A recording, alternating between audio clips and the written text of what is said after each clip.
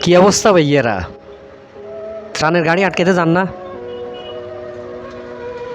কি এগো, বন্যা তো শুরু হয়ে গেছে, যে 4-5 দিন বন্যা শুরু হয়ে গেছে, কই আপনার গরু তো কেয়ার তো দেইয়েন না। অলরেডি 4-5 দিন হয়ে গেছে চলে, ইতিমধ্যেই আপনার ফেনী, নোয়াখালী, আপনার লক্ষ্মীপুর থেকে শুরু করি সব জায়গায় কিন্তু পানি উঠে গেছে। এখন পর্যন্ত কোনো সংগঠন, কোনো একটি প্রতিষ্ঠান থেকে কোনো রকম কোনো ত্রাণ দিতে দেখিয়েন না। তো এটা হলে দায়ী কারা?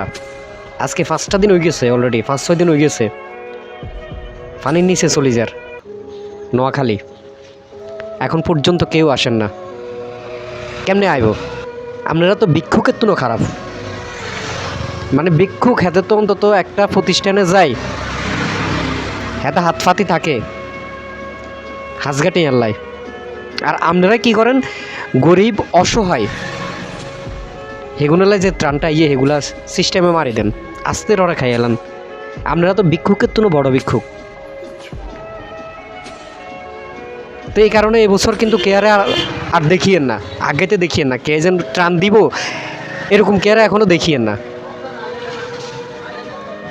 একটা প্রতিষ্ঠান, একটা গ্রুপ কত কষ্ট করি, কত কিছু ম্যানেজ করি, এগুনরে আপনার আইন লাগে, এগুনে আয় আপনাগুলো উদ্ধার করে, আপনাগুলো খাবার নিয়ে আসে, খাবার বিতরণ করে আপনাগুলাই।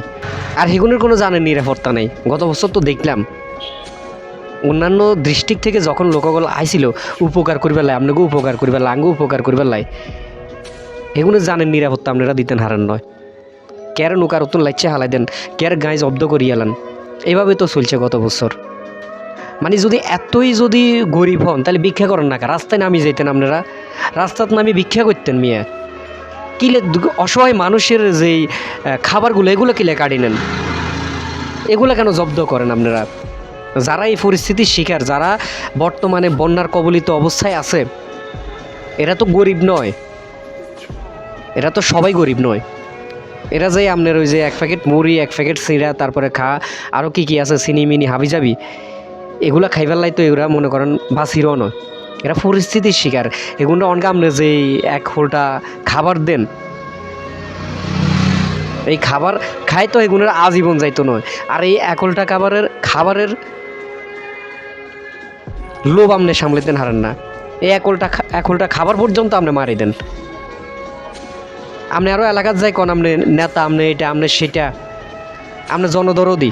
গত বছর এরকম অনেক ঘটনা ঘটছে, ত্রাণ দিবেলাই আইসে হেগুনের উপরে হামলা করার।